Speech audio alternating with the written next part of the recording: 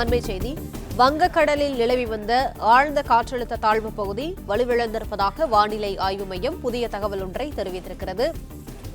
கூடுதல் விவரங்களை செய்தியாளர் மாணிக்கம் வழங்க கேட்கலாம். மாணிக்கம், வணக்கம். வங்கக்கடலில் நிலவி வந்த ஆழ்ந்த காற்றழுத்த தாழ்வு பகுதி தற்போது வலுவிழந்திருப்பதாக அண்மை தகவல் கிடைத்திருக்கிறது.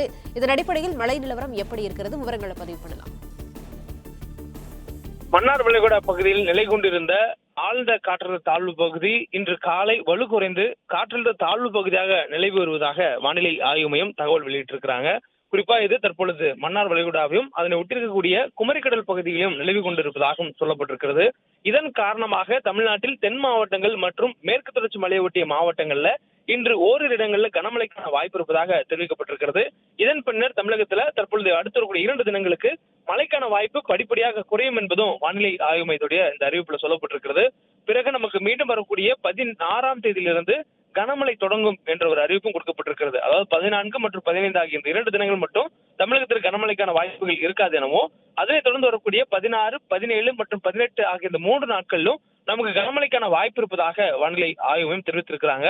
மேலும் 17ஆம் தேதி நமக்கு கனமழை முதல் மிக கனமழை பெய்வதற்கான வாய்ப்பு இருப்பதாக சொல்லப்பட்டிருக்கு.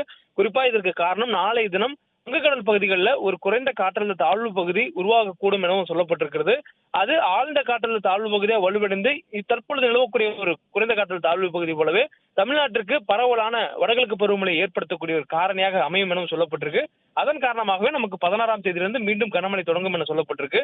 தற்போதைய சூழல்ல நமக்கு கரையோரம் நின்று கொண்டிருந்த ஆழ்ந்த காற்றழுத்த தாழ்வு பகுதி காற்றழுத்த தாழ்வு பகுதியாக வலுவிழந்து தமிழகத்துடைய தென் மாவட்டங்கள் மற்றும் மேற்கு தொடர்ச்சி மலை ஒட்டிய மாவட்டங்களுக்கு இன்றைய தினம் மழைக்கான வாய்ப்பை தரும் என்பதும் வானிலை ஆய்வு மையத்துடைய அறிவிப்புல கொடுக்கப்பட்டிருக்கிறது.